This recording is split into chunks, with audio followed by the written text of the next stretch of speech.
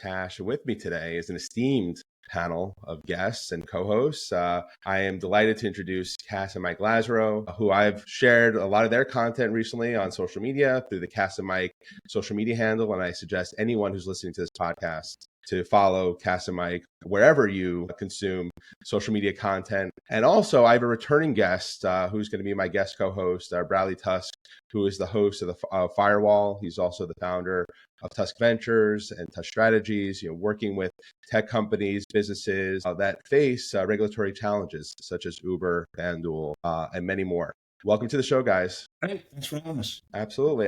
So Thanks for having us. Absolutely. So it's funny, Kass, we were talking about Cycle for Survival, and Mike, we were talking about Cycle for Survival, and we saw each other about a week and a half ago. And at that week and a half ago, you both captained a startup night or ride for Cycle for Survival. So for the audience at home who's going to be listening to this episode, what is Cycle for Survival, and how did you get involved? Mike, do you want to take that one? Sure. Buddy Media was very mission driven. At the center of Buddy Media was this thing called Cycle for Survival. It was started by our good friend, Jen Goodman-Lynn and David Lynn, Jen's husband, who I went to Northwestern with, and she was diagnosed with a very rare sarcoma a year after they got married. And so, we get a notice, hey, we're doing this ride at Columbus Circle. We're just going to take over, one of the bike rooms. It's not sanctioned, but come raise some money. Equinox, right? Yeah, Columbus Circle Equinox. And it went from, this indoor cycling event that started at Equinox Columbus Circle as this rogue event into a nationwide movement to beat rare cancers. And Buddy Media was the first corporate team. This year, I think last year, 60% plus of all the funds that were raised were from corporate teams. Jen was our spiritual leader in many ways. And it's an example of what happens with compounding returns, right? You start one year, you do it another year, wake up 17, 18 years later, we've raised $400 million. All of it goes to cancer research. And it's just been an important part of our life. What was really cool about that ride is that not only was it some of New York City's best startups, but 30 Buddy Media people came back and participated both with their companies and on the Buddy Media team. So to do well, do good together after all these years, doing it every year, it was just a super special night. And 10% of all the proceeds from the book is going to Cycle, which basically, as Brad knows, is like 100% of the profits because you don't make any money. So we're basically plowing the proceeds into Cycle as well. And then in terms of that night, that Startup Ride night, both you and Kass got to speak and address the teams that are participating.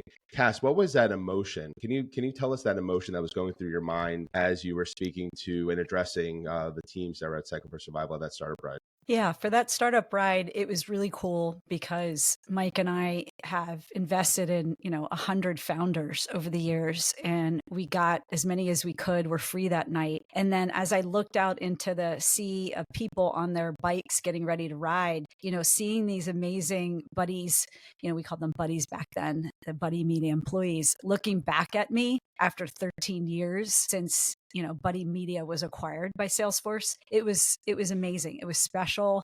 And, that was our 17th year of riding. So we're committed to this. We hope that we never have to do these events again. That was the feeling, is like, how many more years, will we do this before rare cancer is cured? Yeah. No, and we're going to keep doing it until it is. And until it's cured, yes, right. And you and Mike now have a seat at the board, right, at Memorial Sloan Kettering? We are on an advisory board, and that's also really special because we get to see kind of inside what they're doing, the clinical trials, how they share information across different diseases, which has kind of propelled a lot of different cures forward, and it's been very inspirational. Can I throw in, Eric, am I allowed to jump in with questions? Absolutely. You're the co-host. So, you guys, like a lot of people in tech, succeeded by being iconoclastic, by not being institutional, doing your own thing, right? Then when you're on the board of a place like Sloan Kettering, it's a total institution. I often find that when I enter those worlds, I'm just slamming my head against the wall constantly because the way that they think is so contrary to the way that I believe things get done. That is always a huge frustration. How have you guys found it? And even if the Sloan experience has been good, broadly speaking, how do you sort of navigate this inherently anti-institutional approach that you have to build a successful startup with then being these rich people living in the world of institutions. What's interesting about, Memorial Sloan Kettering is it's not just a place we raise money for. We have walked dozens of patients in. We've had family members, friends like Ian Sigalo, who, had cancer and went in. So it's real to us. The other thing is it's so unique, and its innovation way back when was we're going to have a 20,000 person staff kind of hospital with a 2,000 researchers kind of pushing the envelope on innovation in medicine and therapies. And like any organization, it has its bureaucracy. You can't run a multi-billion-dollar organization like this without it. But Cycle for Survival started as this thing, which was kind of a fly on the wall, kind of, they tried to get it out of the room, I think, very early. It's just like, what is this grassroots thing? We have galas and we kind of, we raise all this money from people like Henry Kravis and others who are on the board with us, and give a lot more, obviously, than us. Ken at Citadel, among others. And, they looked at Cycle for Survival as, wow, this is a grassroots movement, 40,000 riders every year. It's a different model. And they've really embraced it and tried to take the energy of kind of grassroots. And if you walk into any lab, and we spent a lot of time in labs, that's where the real work does. And there's zero bureaucracy. You have doctors like Dr. Levine, who does the leukemia research. Ross is, world leader there. And he basically takes money raised from Cycle for Survival and within 6 months is putting it into the most promising kind of research. And so there's no time for bureaucracy. And the whole thing that Sloan Kettering is trying to do is reduce the time it takes from kind of funds to be raised to be actually deployed. And so the model has the whole VC thing. But having said that, we're not part of organizations that have galas. Yeah. We don't do stuff for reputation. We don't put our names on buildings. We fund stuff like scholarships in other people's names. It's kind of a goofy thing. Like, we've never been drawn to like, let's just plaster our name everywhere. I feel like that's the beginning of our downfall, like we did. But maybe it's because we like some sort of like privacy. But Bradley, I'm going to jump in and say I have been a part of bureaucratic boards, especially when it comes to education. So I've sat on both of my kids' different schools' boards. And I can tell you, one of the schools had this really dynamic leader, and he put me on a committee that was basically for innovation. It was like an incubator for ideas at the school, which was just phenomenal because there was no bureaucracy. You're right. When you sit on boards and you're out in the real world, you're not a VC, you're not an investor. It is painful because you can't move quickly. And they often make decisions by, like, as by committee, not just legally, but because they get paralyzed by how to make anything move forward. Yeah, totally. Yeah, I mean, that's always the challenge. Like, I struggle with this because all the stuff I do out of my foundation, I just fund it and I just do it, right? Yeah. Always things that have a combination of a cause I care about with a political solution that can expedite it and get it done. But it has its limitations also, right? Yeah. So, like, for example, we fund and run the campaigns around the country to mandate universal school meals in different states. And this year, 8 different states are working on it, which is great. But that's more, each campaign calls, let's say, $250,000 to $500,000. 8's actually more than my budget for it. And so the downside is there's a scaling problem if you kind of just do stuff on your own. The downside of sort of the external stuff, especially once it's institutions, is you end up in this morass of people who, and look, it's funny, when I first made some money, I didn't really understand what the whole board thing was. And I got invited to join a bunch of boards, and I did because I thought would be interesting. I dropped off of all of them very quickly, because it was all, I was like 90% social and status and shit that I didn't care about at all, right? Right. And I was like, wait, if I want to help any given organization, it's with my money or it's with sort of my political skill and connections. It's not with me voting on the minutes of the last meeting. Exactly. And I don't, other than the boards I have to join because we lead the round of funding and the venture side, I just don't do it. But I get the sort of I struggle all the time with sort of the project. I think what we like is models that scale. And it's why we went from an individual investor, like we did 70 some deals as angels, to launching our VC fund because it gave us the ability to invest more, to follow on, to like be a real investor. Cycle for Survival gives us a way to use not only our money, we've donated millions, but, you know, our just efforts to inspire others. And, you know, God forbid we're not here, it's still going to raise 40 million a year, right? Like it has a model that's like a flywheel.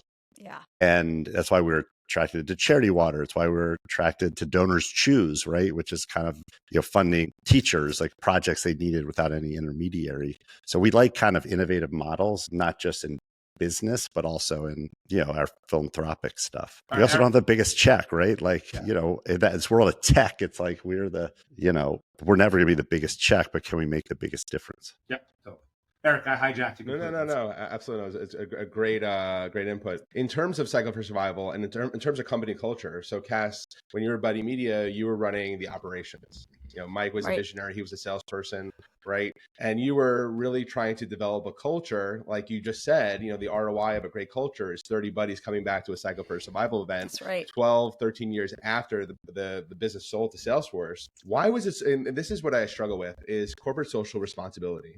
You know, CSR sometimes is relegated to a team within a company and they have their metrics and their OKRs. But for you, from the onset in 2009, 2010, when Cycle for Survival, when Buddy Media became its first corporate team, why was it so important for you to get the entire company involved? Well, I think that there's only so many levers you can use when it comes to building culture, right? And when you're in a startup, you're going to have multiple pivots, right? What you start with is never going to be what you end with. And, you know, we pivoted 3 or 4 times with our business model. So you have to celebrate the wins, right? You have to celebrate people. You have to bring people together in a way where you can be 100% transparent. So that's your all team meetings. And you probably remember we shared financial information because we treated each of you like you're an investor or part of the board. And then you got to think, okay, what else can I do? Yeah, I can do a kickball game, which were awesome. I can make everyone dress up for Halloween, but not everybody loved that. So what are other levers I can do? Well, we can lead by example and do well, like give back. And it became, you know, that's how I was raised. My mom was very into doing charitable work and volunteered a lot. So it's just a magnificent glue when it comes to culture in a company, because everybody wants to feel like they're doing well, right? They're giving back. And it was contagious, because I think also Mike and I were at the very quote unquote top, right? And we were promoting it and showing what we were doing and competing to raise the most dollars of any New York City startup. It became contagious, which was great. That's good. Again, maybe it's a tangential question, but Kass, like, how did you convey those values to your kids? My kids are 18 and 16, and I have constantly been struggling with that balance between raising them with way too much money and way too nice of a life, but also really trying to demonstrate all of the things that I do with our money and with my time to try to help other people. Have you found certain things that work particularly well? When they were little, we actually had this board above our kitchen table, and it had all of the things we believed in, right? Like never giving up, always giving back was one of our phrases, right? Mm-hmm. Celebrate with dancing and cupcakes, things like that. So we always had our mission there. When they got older, and they didn't really need those reminders, I think it comes down to what you do with a company when you have a mission, which is you repeat it 1,000 times in 1,000 different ways. And the only thing that really sticks, and I kind of liken it to working out, right? I always wondered if Mike and I worked out every day, would our kids see that and then start doing it? Mm-hmm. I can't lecture them. I can't force them to go to the gym. Right. But now all 3 work out.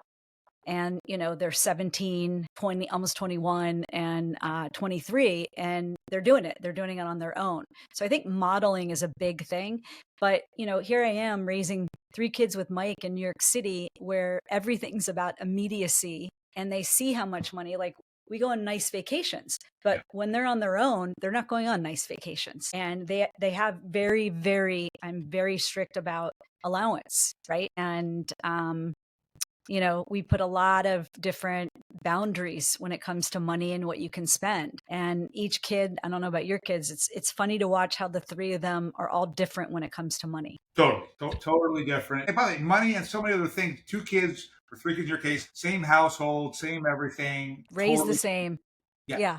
I've got 2 like hot potato spenders, right? It's a hot Yeah. potato. I'm going to spend it all. And one who's carefully counting, his pennies. Yeah. So Yeah. I have one of each. yeah. So that segues into grit and to resilience. So going and also segueing into the book, shoveling shit. Here you go, shoveling shit. When is the official? I can find this in a bookstore date.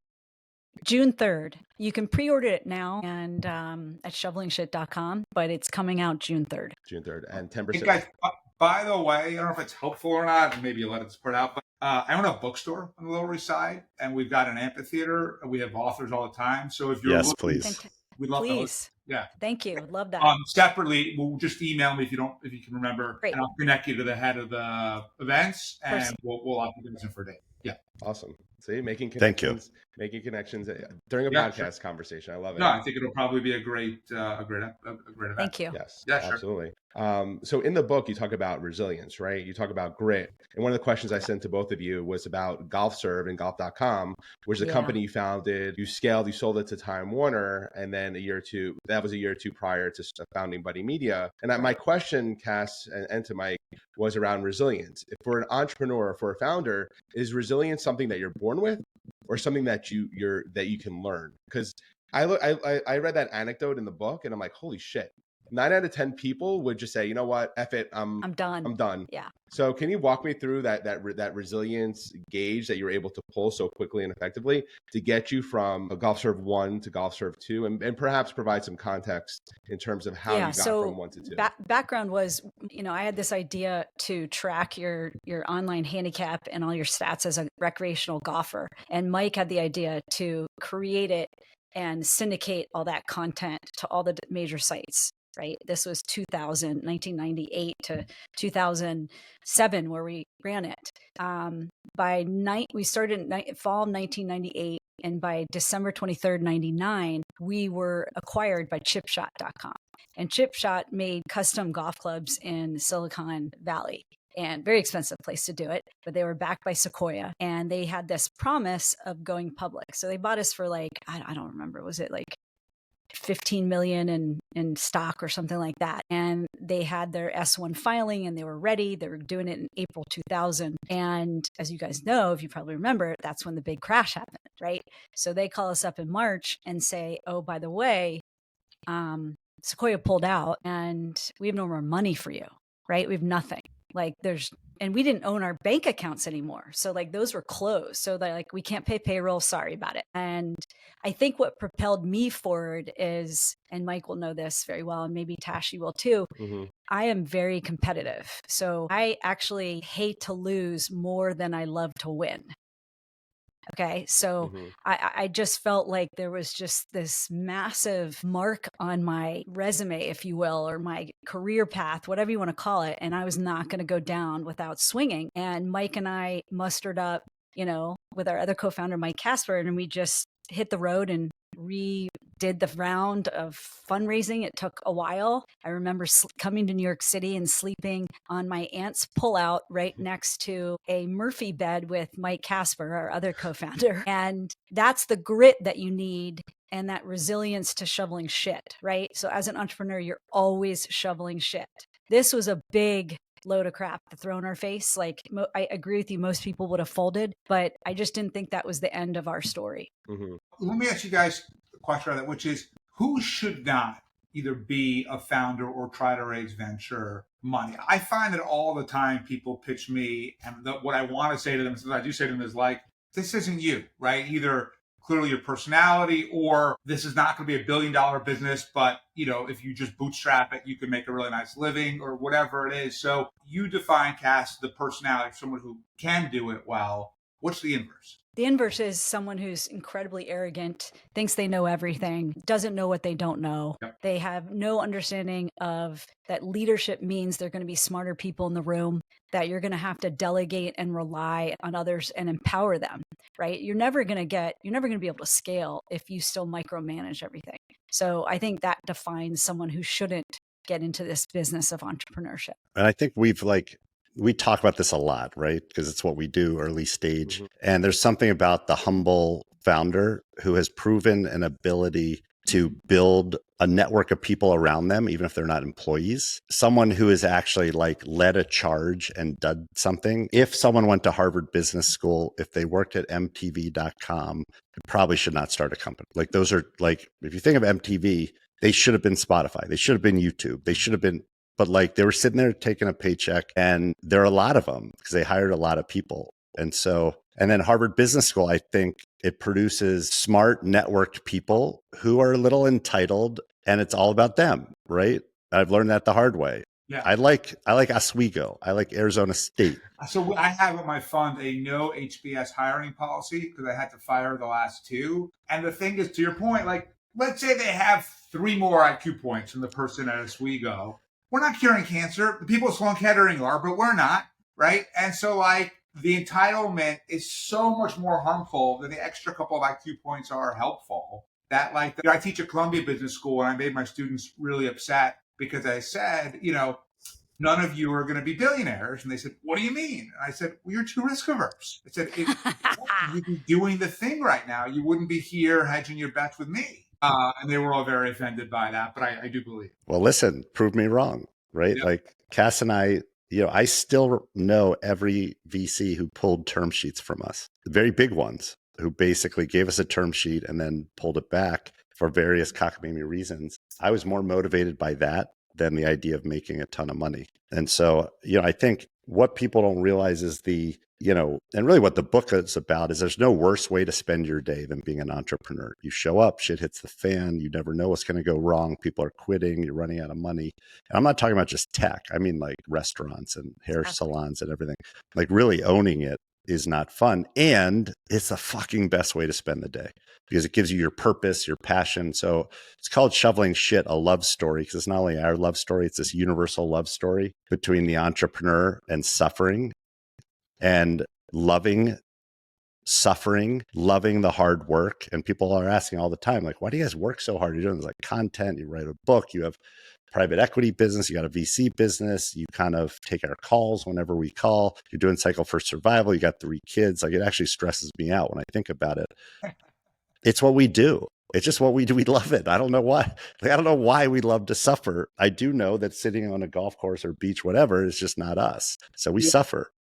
Look, I remember a friend of mine his dad's a federal judge. He's getting older. And his dad said to him, John, I'm thinking of retiring. And John said, congratulations, you'll be dead in 6 months. And that's what it is. Yeah. That is. It's also what we do together, right? So it's like we've built our relationship working and we love it. If it's not too personal, like where does the relationship on the personal side and the business side work well together? Where does it conflict? And what advice would you give to couples who are thinking about work? Should one of us leave first and then we'll see if we... Yeah, Mike step out.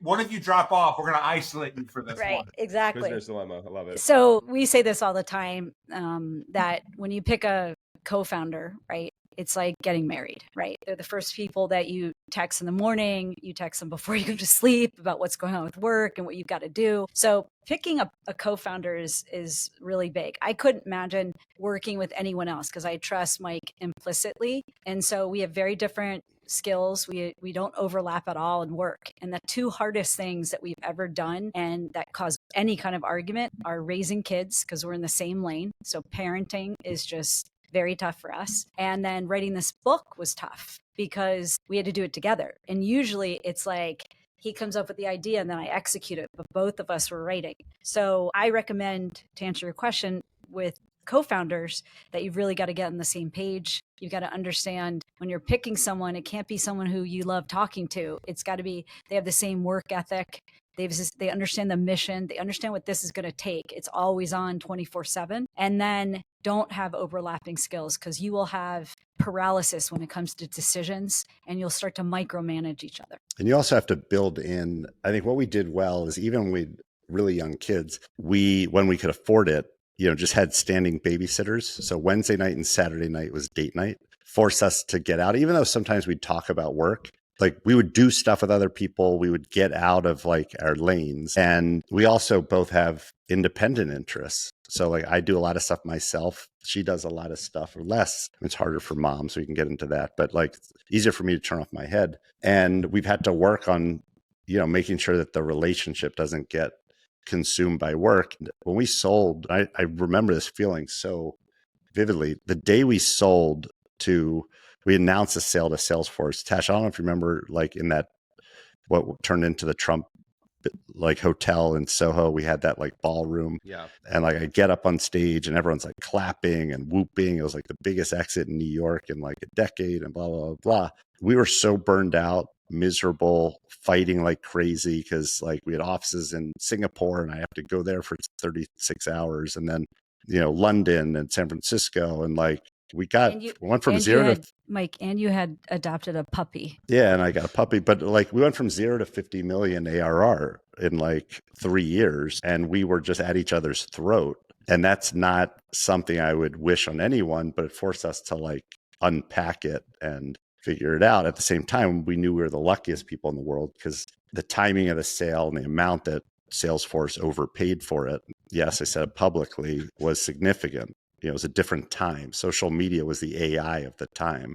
And we were the hottest, at least enterprise social media company, not consumer. Can I drill down on why in the midst of all that chaos, a puppy? Oh, good question, Bradley. The real reason is our middle son, Cole, is like one of the sweetest people you'll ever meet. And I don't say that about all my kids, but he's very sweet. And he loves animals. Like Kass, maybe more than people. I'll let him speak for himself, but Kass definitely likes our dogs more than me. Let's just say that. And it was the only thing that he ever wanted. And so I said, listen, if we ask mom, the answer is going to be no. So don't ask questions that you don't know the answer to. Just do it. And so we found found a dog. It was sent to us as a Bernese Mountain Dog. I had given Mike and I decided that we would give him an adult rescue. Notice the word adult. Bradley, adult. That means they're potty trained. They're not waking up every 2 hours. We agreed to that. He opened it up. Got a card. He was so happy. And then within 3 days, they ambushed me. It was 4:00 in the afternoon. And Mike said, hey, we got a puppy. It's landing at Newark at 10:00 tonight. And I'm like, what? Like, you're not even here. Like, you're traveling. He's like, I know, Cole's so excited. And so that was a big fight. Yeah, I can. And the best thing ever. It was the best dog ever. How old is the puppy now? She died. She died too, but it was a big dog. They don't let. It was a Bernese Mountain Dog. We have 2 rescues now, one with 3 legs and one with all 4. Yeah, we have a rescue that we got him 9 years ago. They said he was 5, but I think they kind of lie down to get you to adopt him.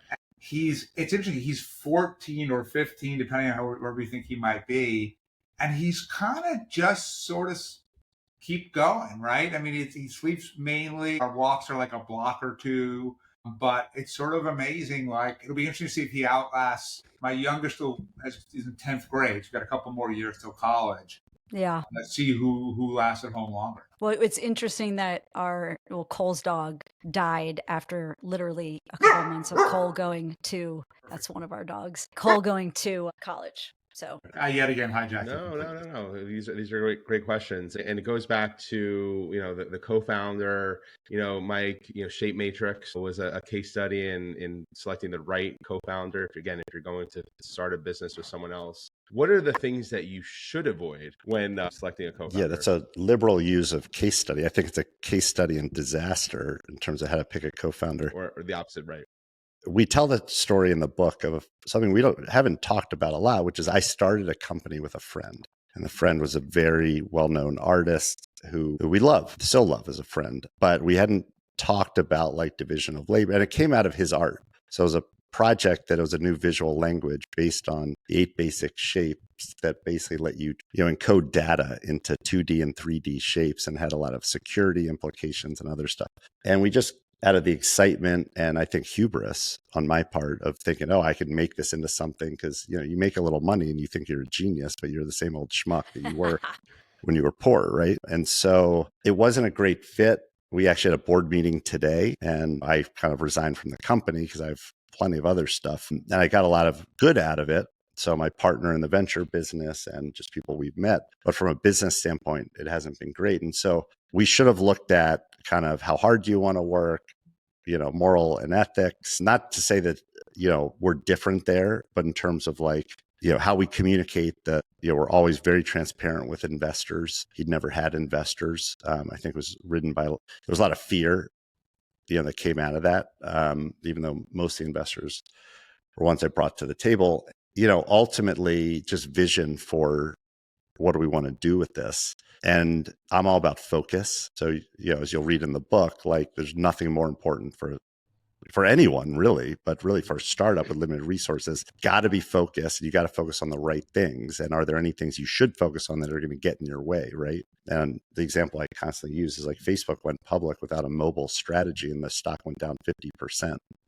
Right. And within the first month. And then obviously they focused on it and it's a mobile company, and more. And he didn't really like to focus. He wanted to do a lot of stuff. And there was like issues with like, this is what we want to do. We set a plan and then it kind of unravels. And so, we don't love, founders who are just friends who start businesses that clearly haven't thought through the implications of how they're going to work and what this means for the friendship.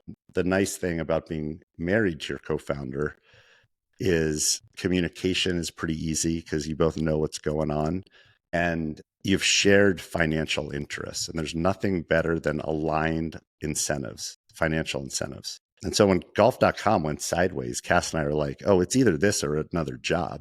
And I came out of journalism school and I'm like, okay, that job's 18 grand and I'm going to be miserable. So I wasn't good at what they called journalism at the time, which doesn't really exist anymore. But at the time, there were these things called reporters who tried to get the facts.